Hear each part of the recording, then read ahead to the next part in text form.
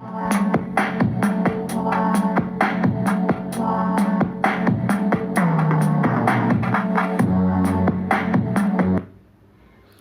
Students, गुरुजी education channel पर आपका स्वागत है।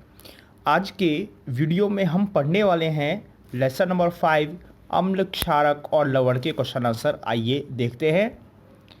क्वेश्चन नंबर 1, अम्लों और क्षारकों के बीच अंतर बताइए। यहाँ पर हमको अम्ल और क्षारकों के बीच अंतर हमको लिखने हैं। ये अंतर हम लिखेंगे सारणी बनाकर। चूँकि प्रश्न में पहले अम्ल का जिक्र हुआ है तो पहले हम कॉलम में अम्ल लिखेंगे और दूसरे कॉलम हम क्षारक लिखेंगे। पहला अंतर देखते हैं। अम्लों के जलीय विलयन नीले लिटमस पत्र को लाल कर देते हैं। जब कभी भी हम अम्लों के जलीय विलयन में नीला लिटमस पत्र डालेंगे, चाहे वो कोई सा भी अम्ल हो, हमेशा नीला लिटमस पत्र का रंग लाल हो जाएगा। जबकि क्षारकों के जलीय विलयन लाल लिटमस पत्र को नीला कर देंगे। किसी भी क्षारक के जलीय विलयन में जब लाल लिटमस पत्र डाला जाएगा तो उसका रंग लाल से नीला हो जाएगा। आइए अगला अंतर देखते हैं। अंतर नंबर 2, अम्ल स्वाद में खट्टे होते हैं। अम्लों को जब हम चखते हैं तो ये हमें चखने पर खट्टे लगेंगे, जबकि जो क्षारक होते हैं इनका स्वाद कैसा होता है? कसैला होता है। अंतर नंबर 3, अम्ल जल में विलय होकर हाइड्रोजन आयन प्रदान करते हैं। जब कभी भी अम्लों को जल में घोला जाएगा, हमेशा ये विलय होकर H+ आयन अर्थात हाइड्रोजन आयन प्रदान करेंगे, जबकि क्षारकों को जल में घोलने पर हाइड्रोक्सिल आयन अर्थात OH- आयन प्राप्त होते हैं। नंबर 4, इनका pH 7 से कम होता है। देखिए, एक pH स्केल होता है जो अम्लता और क्षारकता की माप बताता है कि ये पदार्थ कितना अम्लीय है, कितना क्षारीय है। इसमें जो 7 होता है पॉइंट, यह 7 बिंदु उदासीन बिंदु होता है और 7 से 0 की ओर ये अम्लता को बताता है। अर्थात जो अम्लीय विलयन होंगे उनका pH हमेशा 7 से कम अर्थात 7 से 0 के बीच का होगा, तो इनका pH 7 से कम होता है। जबकि जो क्षारक होते हैं उनका pH 7 से अधिक अर्थात pH स्केल पर 7 से 14 के बीच वाले जो भी माप आएंगे वो किसके आएंगे? क्षारकों के आएंगे। अंतर 5, पांचवा अंतर, ये क्षारों को उदासीन कर देते हैं। देखिए, जब हम अम्ल में क्षार को मिलाएंगे तो ये क्या करेंगे? क्षारों को उदासीन कर देंगे, ठीक है। जबकि क्षार अम्लों को उदासीन कर देंगे, तो जब क्षार में अम्ल मिलाया जाएगा तो क्या कर देंगे? जो है अम्लों को उदासीन कर देंगे। इस प्रकार से एक दूसरे को क्या कर देते हैं? उदासीन करते हैं। अंतर नंबर 6, अम्ल धातु कार्बोनेट से क्रिया कर कार्बन डाइऑक्साइड गैस देते हैं। अम्ल और धातु कार्बोनेट की हम क्रिया करवाते हैं तो कार्बन डाइऑक्साइड गैस प्राप्त होती है, जबकि क्षार धातु कार्बोनेट से क्रिया करके कार्बन डाइऑक्साइड गैस नहीं देते हैं। इस प्रकार से अम्ल और क्षार के अंतर पूरे होते हैं। अगले क्वेश्चन को चलते हैं। क्वेश्चन नंबर 2, अनेक घरेलू उत्पादों जैसे खिड़की साफ करने के मार्जकों आदि में अमोनिया पाया जाता है। खिड़की साफ करने का जो सॉल्यूशन आता है उसके अंदर अमोनिया होता है और यह अमोनिया लाल लिटमस को नीला कर देता है। इसकी प्रकृति क्या है? हमको इसकी प्रकृति बताना है लाल लिटमस के नीले होने के आधार पर। देखिएगा, जो लाल लिटमस पत्र है वो नीला, उनका रंग नीला हो जाना क्षारीय प्रकृति के अंदर होता है। अर्थात जो मार्जकों के अंदर अमोनिया है इसकी प्रकृति कैसी होगी? क्षारीय होगी। तो इसकी प्रकृति कैसी होगी? क्षारीय होगी, क्योंकि क्षारीय प्रकृति वाले पदार्थ लाल लिटमस को नीला कर देते हैं। क्वेश्चन नंबर 3, उस स्रोत का नाम बताइए जिससे लिटमस विलयन को प्राप्त किया जाता है और इस विलयन का क्या उपयोग है। यहाँ पर दो बातें पूछी जा रही है इस प्रश्न नंबर 3 के अंदर कि हमको ये बताना है कि लिटमस विलयन प्राप्त कहाँ से होता है, ठीक है। दूसरा हमको बताना है फिर इस विलयन का उपयोग क्या है। आइए इसका आंसर देखते हैं। तो लिटमस विलयन है यह लाइकेनों से प्राप्त किया जाता है। लाइकेन होते हैं, ये पादप होते हैं, इनका रस निकाला जाता है और इनके रस से आपको लिटमस विलयन प्राप्त होता है। इस विलयन का उपयोग पदार्थों की अम्लीय व क्षारीय प्रकृति की जांच करने में किया जाता है, अर्थात ये सूचक के रूप में काम आता है। दूसरा, इसका उपयोग लिटमस पत्र बनाने में भी होता है। जिन इन लिटमस पत्रों का उपयोग भी पदार्थों की अम्लीय व क्षारीय प्रकृति की जांच करने में होता है। आइए अगले प्रश्न की ओर चलते हैं। प्रश्न नंबर 4, क्या आसुत जल अम्लीय, क्षारीय, उदासीन होता है? आप इसकी पुष्टि कैसे करेंगे? हमको ये बताना है इस प्रश्न के अंदर कि इसकी प्रकृति अम्लीय है या क्षारीय है या उदासीन है, और हमको इसकी पुष्टि भी करनी है। अर्थात हम अगर ये कहते हैं कि यह आंसू जल अम्लीय है तो हमको ये प्रूव करना होगा कि ये अम्लीय किस प्रकार से है। आइए आंसर को हम देखते हैं। देखिए, आंसू जल जो होता है इसकी प्रकृति उदासीन होती है, अर्थात पीएच मीटर पर इसका जो नाप आएगी आंसू जल की वो 7 आएगी। तो जो 7 पीएच माप वाले जितने भी पदार्थ होंगे वो कैसे होते हैं? उदासीन होते हैं। तो इसकी अब जांच कैसे करेंगे? इसकी जांच करने हेतु हम क्या करते हैं, 2 परखनलियाँ लेते हैं और एक परखनली पर ए तथा दूसरी परखनली पर बी अंकित हम कर देते हैं। परखनली ए में कुछ मात्रा में आसुत जल लेकर इसमें नीला लिटमस पत्र डालते हैं। आसुत जल लिया परखनली के अंदर और हमने इसके अंदर एक स्ट्रिप टुकड़ा नीला लिटमस पत्र का हमने डाल दिया। हम देखते हैं कि इसके रंग में कोई परिवर्तन नहीं होता है, अर्थात जो नीला लिटमस पत्र है वह नीला ही बना रहता है। अब परखनली बी में आसुत जल लेकर इसमें लाल लिटमस पत्र डालते हैं। हम देखते हैं कि इसके रंग में भी कोई परिवर्तन नहीं होता है। परखनली ए में नीला लिटमस पत्र डाला गया, इसके रंग में कोई परिवर्तन नहीं हुआ, अर्थात इसकी प्रकृति अम्लीय नहीं है। दूसरी परखनली बी के अंदर हमने आंसू जल लिया, उसके अंदर लिटमस पत्र लाल डाला, लेकिन अब की बार भी लाल लिटमस पत्र नीला नहीं हुआ, अर्थात इसकी प्रकृति क्षारकीय नहीं है। नीले लिटमस पत्र के रंग का लाल नहीं होना तथा लाल लिटमस पत्र के रंग का नीला नहीं होना इसकी आसूत जल की उदासीन प्रकृति की पुष्टि करता है। आइए अगला क्वेश्चन देखते हैं। क्वेश्चन नंबर 5, उदासीनीकरण के प्रक्रम को एक उदाहरण देते हुए समझाइए। देखिए, जैसा इसका नाम है उदासीनीकरण, अर्थात वह प्रक्रिया जिसके अंदर कोई चीज़ उदासीन होती है। चूंकि इस लेसन के अंदर हम अम्ल और क्षारकों की बात कर रहे हैं तो यहाँ पर अम्ल और क्षारकों के उदासीनीकरण से संबंधित बात हमको बतानी है। तो उदासीनीकरण की परिभाषा क्या है? अम्ल और क्षारक के बीच होने वाली अभिक्रिया जिसमें लवण जल बनते हैं, साथ ही ऊष्मा भी बाहर निकलती है, उदासीनीकरण अभिक्रिया कहलाती है। जब कभी भी अम्ल और क्षारकों को मिलाया जाएगा तो हमेशा लवण बनेगा, जल बनेगा और कुछ मात्रा में हीट भी प्रोड्यूस होती है, हीट भी बाहर निकलती है। ठीक है, ये प्रक्रम हमारा उदासीनीकरण का प्रक्रम कहलाता है। तो इसको हम एक संक्षेप में शब्द समीकरण के द्वारा प्रदर्शित कर सकते हैं। अम्ल प्लस क्षारक, अर्थात हमने अम्ल और क्षारकों को मिला दिया, इक्वल्स टू तीर का निशान, तो इनको मिलाने के बाद क्या बना? लवण बना प्लस जल बना और ऊष्मा बाहर निकली। इस प्रकार उदासीनीकरण की प्रक्रिया होती है। और उदाहरण भी हमको देना है तो हमने अम्ल और क्षार के बीच अभिक्रिया करवानी, अर्थात हमने एक हाइड्रोक्लोरिक अम्ल ले लिया, दूसरा हमने सोडियम हाइड्रोक्साइड क्षार ले लिया और उनको मिलाया, मिलाने पर सोडियम क्लोराइड व जल बनते हैं और साथ ही ऊष्मा बाहर निकलती है। तो इसको हम इक्वेशन के द्वारा भी बता सकते हैं।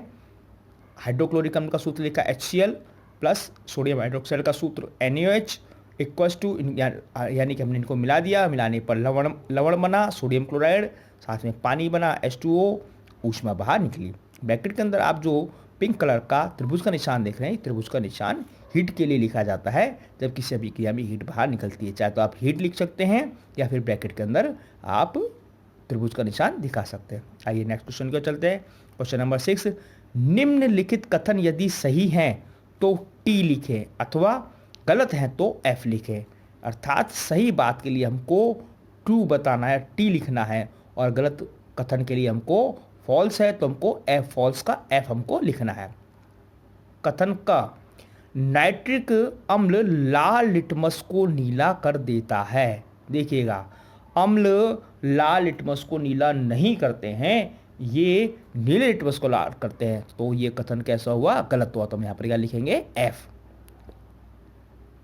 ख, सोडियम हाइड्रोक्साइड नीले लिटमस को लाल कर देता है। सोडियम हाइड्रोक्साइड क्षार होता है और क्षार लाल लिटमस को नीला करते हैं, न कि नीले लिटमस को लाल। तो ये कथन कैसा हुआ? गलत हुआ। यहाँ पर हम लिखेंगे F। ग, सोडियम हाइड्रोक्साइड और हाइड्रोक्लोरिक अम्ल एक दूसरे को उदासीन करके लवण और जल बनाते हैं। बिल्कुल सही है। यहाँ पर हम लिखेंगे ट्रू, या अर्थात हम लिखेंगे टी, ट्रू का हम लिखेंगे टी। क्यों?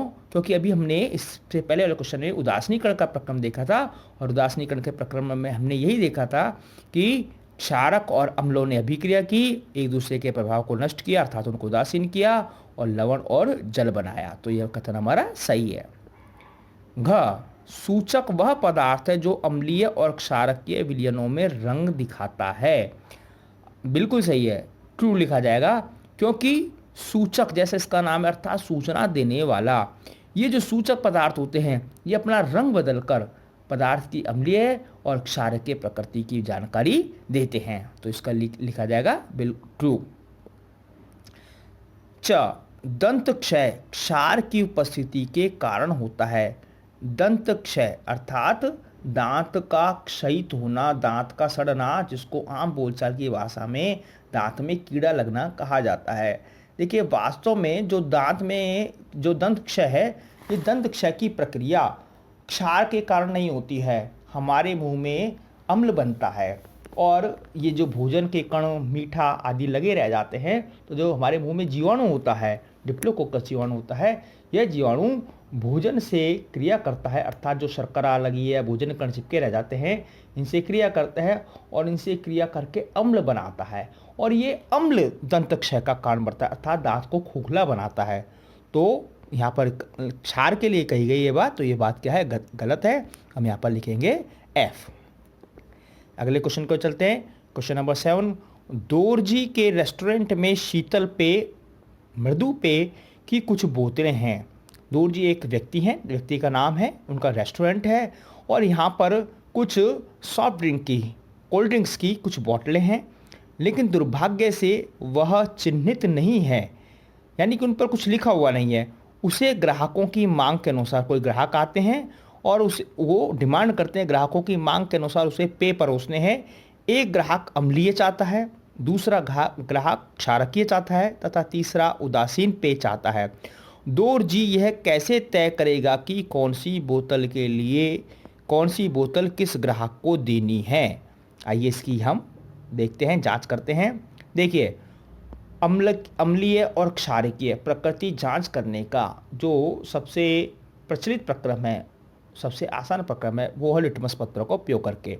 तो सामान्यतः लिटमस पत्र का उपयोग करके किसी पदार्थ की अम्लीय क्षारकीय प्रकृति जांच की जाती है। तो जो दोरजी हैं वो भी लिटमस पत्रों का उपयोग करके यह पहचान करेंगे कि कौन सी बोतल अम्लीय पेय की है, और कौन सी बोतल क्षारकीय पेय की है, वह कौन सी बोतल उदासीन है। आइए देखते हैं वो कैसे करते हैं। पेय पदार्थ की जिस बोतल में नीला लिटमस पत्र डालने पर वह लाल रंग का हो जाता है, अर्थात लिटमस पत्र का रंग नीले से कैसा हो गया? लाल हो गया, वह अम्लीय पेय की है। क्यों? कि जो नीले लिटमस पत्र होते हैं वो अम्लों के साथ नीला से लाल रंग में बदल जाते हैं, तो वह अम्लीय बोतल हुई, और वह अम्लीय पेय पदार्थ चाहने वाले ग्राहक को परोसी जाएगी। एक समस्या का समाधान होता है दोरजी का। आइए देखते हैं दूसरे पेय की बोतल कैसे पहचानते हैं। पेय पदार्थ की जिस बोतल में लाल लिटमस पत्र डालने पर वह नीले रंग का हो जाता है, वह बोतल क्षारकीय पेय पदार्थ वाली बोतल है, क्योंकि जो लाल लिटमस पत्र हैं वो क्षारकीय विलयन में, क्षारकीय माध्यम में अपना रंग लाल से नीला बदल लेते हैं। तो इस प्रकार से वो ये भी पहचान लेंगे कि कौन सी बोतल कैसी है, क्षारकीय है, और वह बोतल क्षारकीय पेय पदार्थ चाहने वाले ग्राहक को परोसी जाएगी। इस प्रकार से दोरजी दो प्रकार के पेय पदार्थों की, यानी कि अम्लीय की और क्षारकीय पेय पदार्थ वाली बोतलों की पहचान कर चुके हैं। आइए आगे देखते हैं उदासीन की कैसे करेंगे। तथा पेय पदार्थ की जिस बोतल में लाल व नीले लिटमस पत्रों को क्रमशः या बारी बारी से डालने पर उनके रंगों में कोई परिवर्तन नहीं होता है। पहले वो नीला लिटमस पत्र डालेंगे, लाल भी डाल सकते हैं, तो पहले उन्होंने नीला लिटमस पत्र डाला, कोई परिवर्तन नहीं हुआ, फिर उसी बोतल के तो उन्होंने लाल लिटमस पत्र डाला, कोई परिवर्तन नहीं हुआ। तो यानी कि न तो नीला लाल हो रहा अर्थात वो अम्लीय भी नहीं है, और लाल लिटमस पत्र नीला नहीं हो रहा अर्थात वो क्षारकीय पदार्थ भी नहीं है, क्षारकीय पेय पदार्थ भी नहीं है। तो इस प्रकार से उदासीन पेय पदार्थ वाली बोतल की भी पहचान हो जाती है, और जो ग्राहक उदासीन पेय पदार्थ चाहते हैं उनको वह बोतल व पेय पदार्थ परोसा जाएगा। इस प्रकार दोरजी लिटमस पत्रों का उपयोग कर अपनी समस्या का समाधान करते हैं, अर्थात जो पेय पदार्थ है उनकी अम्लीय, क्षारकीय व रासायनिक प्रकृति की जांच करते हैं। आइए अगले क्वेश्चन की ओर चलते हैं। क्वेश्चन नंबर 8, समझाइए ऐसा क्यों होता है। इनके हमको कारण देने हैं कि ऐसा होने का क्या कारण है। क, जब आप अति अम्लता से पीड़ित होते हैं तो प्रति अम्ल की गोली लेते हैं। देखिए शब्दों को समझते हैं हम। अति अम्लता यानी कि अम्ल का बहुत ज़्यादा बनना, पीड़ित होना यानी कि आप उससे परेशान हो गए हैं, आपको कोई ना कोई पीड़ा है उससे, तो प्रति अम्ल की गोली यानी कि ऐसी टैबलेट, ऐसी गोली जो अम्ल के प्रति अर्थात विपरीत है, अर्थात क्षारकीय गोली क्यों लेते हैं। ठीक है, तो हमको ये बताना है कि जब हम हाइपर एसिडिटी से पीड़ित हैं तो हम जो है प्रति अम्ल की गोली अर्थात क्षारकीय गोली हम क्यों लेते हैं। आइए इसका कारण देखते हैं। हम जानते हैं कि क्षार अम्लों को उदासीन करते हैं। तो प्रति अम्ल की गोली क्या होती है, दुर्बल क्षारक होती है जो हमारे उदर में बने अत्यधिक अम्ल को उदासीन कर हमें अति अम्लता से राहत पहुंचाती है। देखिए हमारे जो उदर होता है यानी कि हमारा जो आमाशय या स्टोमक होता है उसके अंदर उसकी दीवारों से हाइड्रोक्लोरिक एसिड स्रावित होता है और यह हाइड्रोक्लोरिक एसिड भोजन के पाचन के लिए अत्यंत आवश्यक है। लेकिन जब यह बहुत ज़्यादा मात्रा के अंदर बनने लग जाता है तो हमें पेट में जलन महसूस होती है, दर्द महसूस होता है, तो उस स्थिति को हमने अति अम्लता नाम दिया। तो इसको उदासीन करने के लिए अम्लों को उदासीन करते हैं क्षारक। तो हमने क्या लिया, यानी कि हमने क्षारक की गोली ली, प्रति अम्ल की अर्थात क्षारक की गोली ली और उसने क्या किया, अम्ल के प्रभाव को उदासीन कर दिया और अति अम्लता से राहत पहुंचाती है। अतः हम अति अम्लता से पीड़ित होते हैं तो प्रति अम्ल की गोली हम लेते हैं अर्थात क्षारक की गोली हम लेते हैं। आइए अगले क्वेश्चन को चलते हैं। जब चींटी काटती है तो त्वचा पर कैलेमाइन का विलयन लगाया जाता है। देखिए जिस स्थान पर चींटी काटेगी उस स्थान पर कैलेमाइन का विलयन लगाते हैं, यानी कि रासायनिक विलयन होता है। देखिए जब कभी, आइए इसका आंसर देखते हैं। जब कभी भी चींटी काटती है तो चींटी का जो डंक होता है, चींटी के डंक में मैथेनोइक अम्ल होता है। तो चींटी काटती है तो यह त्वचा में मैथेनोइक अम्ल छोड़ देती है जिससे हमें जलन महसूस होती है। यानी कि हम जब चींटी काटने पर हमको जो जलन महसूस होती है उसका कारण क्या है, मैथेनोइक अम्ल का। तो जो उस स्थान पर फिर कैलामाइन, जो कैलामाइन होता है, कैलामाइन के अंदर जिंक कार्बोनेट होता है और इसकी प्रकृति कैसी होती है, क्षारकीय प्रकृति होती है। चूँकि अम्ल छोड़ा गया है चींटी के द्वारा और जो कैलामाइन है वो क्षारकीय प्रकृति वाला पदार्थ है, तो क्षार ने अम्ल को क्या कर दिया, उदासीन कर दिया। तो क्षार अम्लों के प्रभाव को क्या कर देते हैं, नष्ट कर देते हैं। अतः चींटी द्वारा काटे गए स्थान पर कैलेमाइन का विलयन लगाया जाता है। आइए आगे चलते हैं।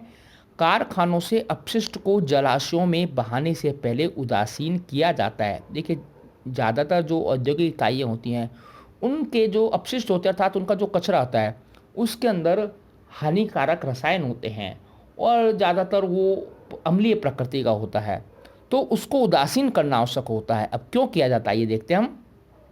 कारखानों के अपशिष्ट में अम्ल होते हैं जो जलाशयों के जल में रहने वाले जीवधारियों, सूक्ष्मजीवों, शैवालों आदि को हानि पहुंचाते हैं, उनके लिए हानिकारक हो सकते हैं। ठीक है, तो इससे जो जलीय पारिस्थितिकी तंत्र है वो प्रभावित होता है, वो नष्ट हो जाते हैं। जब कोई जीव नष्ट हो जाएगा किसी वर्ग का तो अन्य जीवों की जो प्रक्रिया है वो क्या हो जाती है, प्रभावित होती हैं। तो जो जलीय पारिस्थितिकी तंत्र है वो क्या होगा, प्रभावित होता है।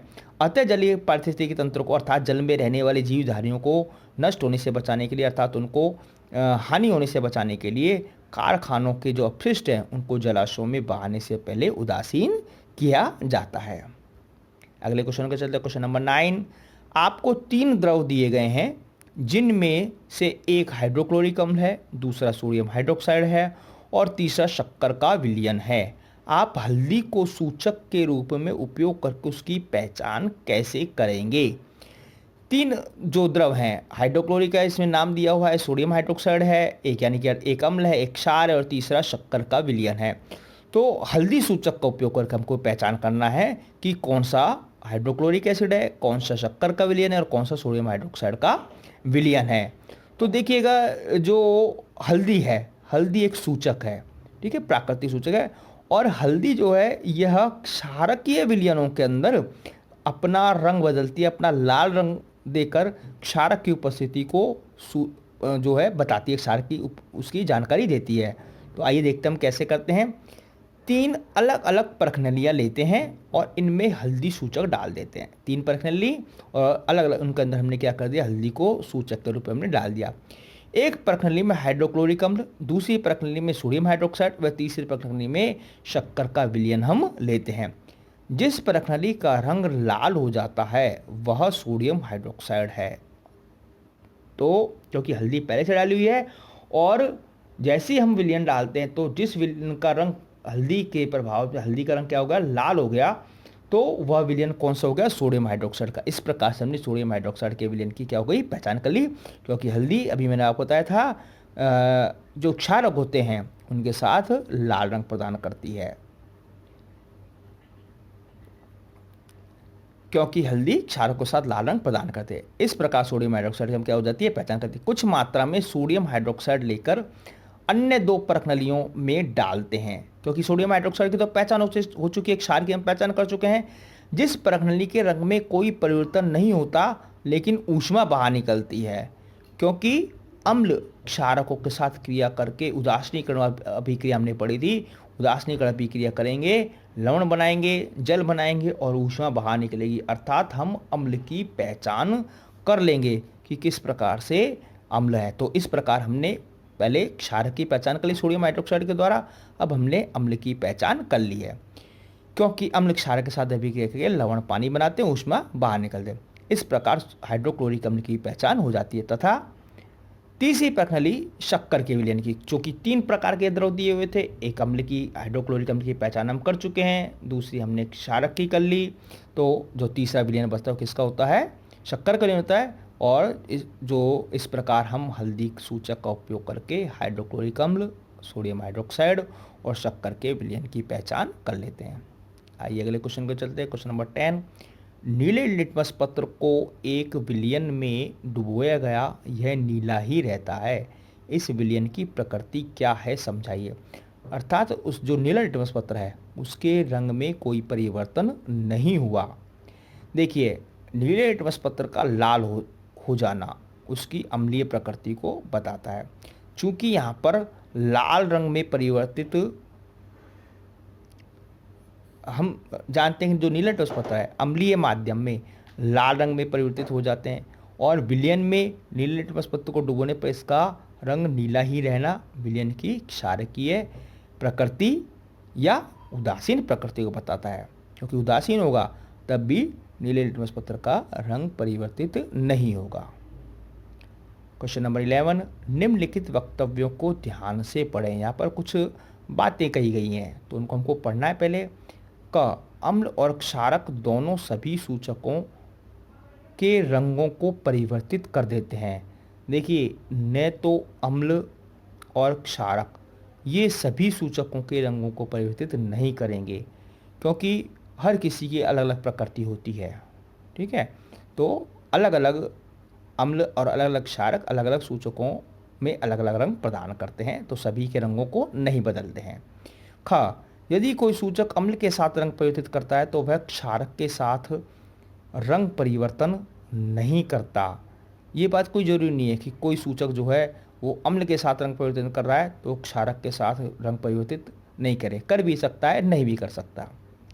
ग, यदि कोई सूचक क्षारक के साथ रंग परिवर्तित करता है तो वह अम्ल के साथ रंग परिवर्तन नहीं करता। यही बात क्षारकों पर लागू होती है। अगर यदि कोई सूचक क्षारक के साथ रंग परिवर्तन कर रहा है तो वह अम्ल के साथ रंग परिवर्तन नहीं करेगा, वो कर भी सकता है और नहीं भी कर सकता। ग, अम्ल और क्षारक में रंग परिवर्तन सूचक के प्रकार पर निर्भर करता है। बिल्कुल सही बात है, अम्ल और क्षारक में जो रंग परिवर्तन है वो सूचक के प्रकार पर, क्योंकि जो सूचक है एक विशेष प्रकार के अम्ल और विशेष प्रकार के क्षारक अर्थात में अपना रंग परिवर्तन करेंगे। यानी कि जो विशेष सूचक है वो अम्ल में ही कर सकता है या क्षारक में ही रंग परिवर्तन कर सकता है। तो ऊपर लिखे वक्तव्यों में से कौन सा वक्तव्य सही है, तो हमको जो 4 हमने पढ़े हैं इनमें हमको ये देखना है। देखिए, पहला जो ऑप्शन है सभी 4, अर्थात पहले 4 जो वक्तव्य हमने पढ़े हैं वो सही है, नहीं, बिल्कुल सही नहीं है, क्योंकि हम उनको क्लैरिफिकेशन देख चुके हैं। दूसरा ऑप्शन कहता है ख और घ देखिए ख और घ जो है वो क्या ऑप्शन थे हमारे, इसको हम देखते हैं दोबारा। देखिए ख, यदि कोई सूचक अम्ल के साथ रंग परिवर्तित करता है तो वह क्षारक के साथ रंग परिवर्तन नहीं करेगा। ये बात जो है पूरी तरह से लागू नहीं होती है कि कोई सूचक यदि क्षारक में रंग बदल रहा है, अम्ल के साथ रंग बदल रहा है तो क्षारक में रंग नहीं बदलेगा। ठीक है, तो आगे हम देखते हैं घ, अम्ल और क्षारक में रंग परिवर्तन सूचक के प्रकार पर निर्भर करता है। बिल्कुल सही बात है, तो दोनों बातें सही नहीं हो सकती। आइए तीसरा तीसरा हम देख रहे चौथा, हाँ तीसरा देखेंगे ख और ग। ख देखते हैं, ख हम देख चुके हैं अभी।